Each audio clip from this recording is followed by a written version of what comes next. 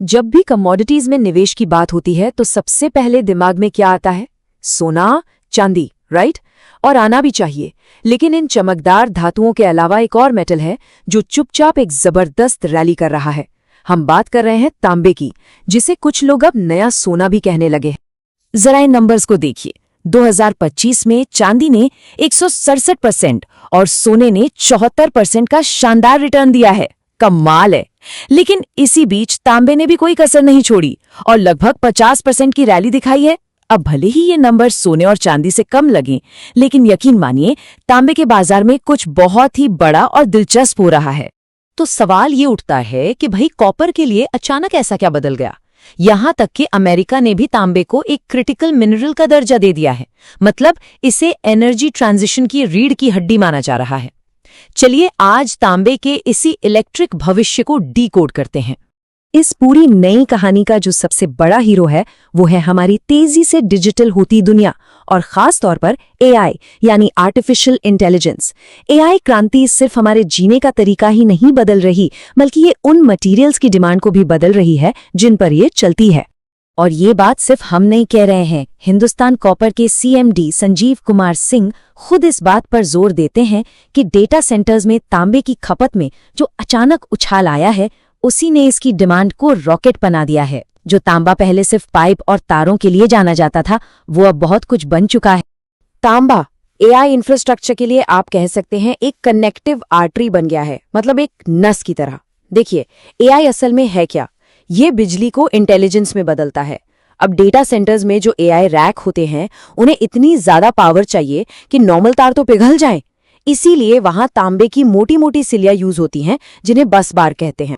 और ये कोई छोटी मोटी मात्रा नहीं है। सोचिए, सिर्फ एक एआई सर्वर रैक में लगभग 200 किलो तांबा लग जाता है। इससे अंदाजा लगाया जा सकता है कि एआई के लिए तांबे की जरूरत कितनी ज्यादा है। और कहानी यहीं खत्म नहीं होती। ये एआई रैक इतनी गर्मी पैदा करते हैं कि उन्हें ठंडा भी तो रखना पड़ेगा। इसके लिए लगते हैं लिक्विड कूलिंग पाइप्स, जो फिर से तांबे के बने होते हैं। एक अनुमान के मुताबिक 2040 तक सिर्फ डेटा सेंटर्स की कूलिंग और पावर के लिए ही 3 मिलियन टन तांबे की जरूरत पड़ेगी। लेकिन एआई तो बस कहानी का एक हिस्सा है। कॉपर की भूख का एक और बहुत बड़ा सोर्स है हमारा ग्रीन एनर्जी की तरफ बढ़ना। चलिए देखते हैं ये कैसे काम करता है। सड़कों पर इलेक्ट्रिक गाड़ियां बढ़ रही हैं, है ना? लेकिन ये जानना दिलचस्प है कि एक नॉर्मल कार के मुकाबले एक इलेक्ट्रिक कार में 2.9 गुना ज्यादा तांबा यूज होता है। ये एक बहुत बड़ा बदलाव है। और सिर्फ गाड़ियां ही क्यों, सोलर और विंड एनर्जी में भी तांबा जमकर लगता है। जैसे सोलर सिस्टम्स में हर मेगावाट पर करीब 2.2 मीट्रिक टन तांबा इस्तेमाल होता है। अब इन सबको जोड़ने के लिए एक मजबूत इलेक्ट्रिकल ग्रिड तो चाहिए ही। अगले 15 सालों में दुनिया की बिजली की मांग 50% बढ़ने वाली है और इस ग्रिड को मॉडर्न बनाने के लिए $7.5 ट्रिलियन का भारी भरकम निवेश लगेगा, जिसमें तांबे का कोई सस्ता विकल्प है ही नहीं। तो ठीक है, डिमांड की कहानी तो हमने समझ ली, जो कि आसमान छू रही है। लेकिन अब सिक्के का दूसरा पहलू देखते हैं, सप्लाई।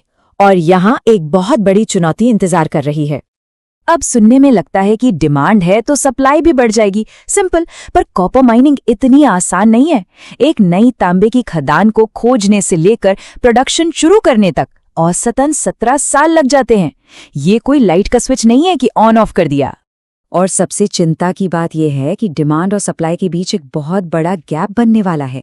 रिपोर्ट्स बता रही हैं कि 2040 तक दुनिया को 42 मिलियन मीट्रिक टन कॉपर चाहिए होगा, लेकिन सप्लाई होगी सिर्फ 32 मिलियन टन।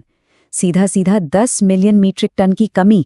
और प्रॉब्लम सिर्फ नई खदानों की नहीं है। जो पुरानी खदानें चल रही हैं, उनमें से अयस्क की क्वालिटी, जिसे ओर ग्रेड कहते हैं, वो लगातार गिर रही है। दक्षिण अमेरिका में साल 2000 से अब तक खदानों का ग्रेड 44% तक गिर चुका है। मतलब अब उतना ही तांबा निकालने के लिए ज्यादा खुदाई, ज्यादा मेहनत और ज्यादा पैसा लगेगा। तो इस पूरी डिमांड सप्लाई की कहानी को देखते हुए एक निवेशक के तौर पर इसमें कैसे हिस्सा लिया जा सकता है? चलिए कॉपर मार्केट में निवेश के कुछ रास्ते देखते हैं। ये टेबल ऑप्शंस को काफी अच्छे से समझाता है। सबसे पहला तरीका, कंपनियों के स्टॉक खरीदना। दूसरा है MCX फ्यूचर्स। ये थोड़ा कॉम्प्लेक्स है और इसमें रिस्क और पैसा दोनों ज्यादा लगता है। तीसरा है मेटल इंडेक्स ETFs, जो कई मेटल कंपनियों में एक साथ निवेश करते हैं। और चौथा, ग्लोबल ईटीएफ्स। जैसा कि देखा जा सकता है, हर ऑप्शन का अपना रिस्क और कैपिटल रिक्वायरमेंट है। अगर इंडियन मार्केट की बात करें तो डायरेक्ट एक्सपोजर के लिए हिंदुस्तान कॉपर एक बड़ा नाम है। इसके अलावा वेदांता और हिंडाल्को जैसी कंपनियां भी इस सेक्टर में काम करती हैं। और जो लोग सीधे स्टॉक नहीं लेना चाहते, उनके लिए निफ्टी मेटल इंडेक्स ईटीएफ्स भी एक अच्छा ऑप्शन हो सकते हैं, जैसे ग्रो, आईसीआईसीआई प्रूडेंशियल और मिरे एसिड के ईटीएफ। तो कुल मिलाकर देखें तो कॉपर का फ्यूचर काफी मजबूत लग रहा है। डिमांड बहुत ज्यादा है और सप्लाई पर जबरदस्त दबाव है। लेकिन हाँ, कुछ बातों का ध्यान रखना भी बहुत जरूरी है। ये समझना जरूरी है कि ये सब कोई पक्की भविष्यवाणी नहीं है, बल्कि ये आज के डिमांड और सप्लाई ट्रेंड्स पर आधारित एक एनालिसिस है।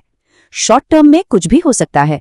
कोई जियोपॉलिटिकल टेंशन आ गई या चीन की इकोनॉमी स्लो हो गई तो कीमतें नीचे भी आ सकती हैं। तो सबसे बड़ा सवाल यही है, क्या तांबा वाकई नया सोना बन पाएगा, या फिर टेक्नोलॉजी कोई ऐसा नया विकल्प ले आएगी जो इस पूरी कहानी को ही पलट कर रख दे? खैर, इस सवाल का जवाब तो आने वाला वक्त ही देगा।